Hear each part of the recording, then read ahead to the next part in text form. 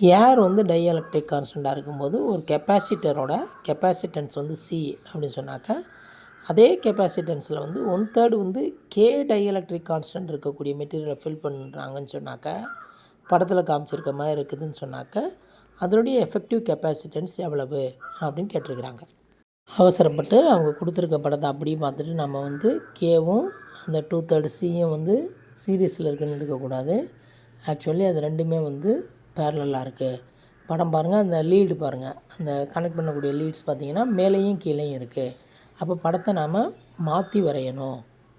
படத்தை வந்து மாற்றி வரைஞ்சோம்னாக்கா 2/3 சி, கீழே வந்து பார்த்திங்கன்னா 1/3 கே இருக்குது. ரெண்டுமே வந்து பேரலாக இருக்குது. பேரலாக இருந்தால் ரெண்டு கெப்பாசிட்டன்ஸையும் நம்ம ஆட் பண்ண வேண்டியதான்.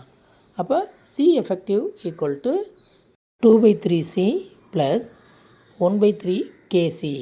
அப்போ கீழே வந்து காமனாக 3 வந்துடுது. அப்போ நம்ம சியை வந்து வெளியில் எடுக்கிறோன்னு வச்சுக்கோங்க.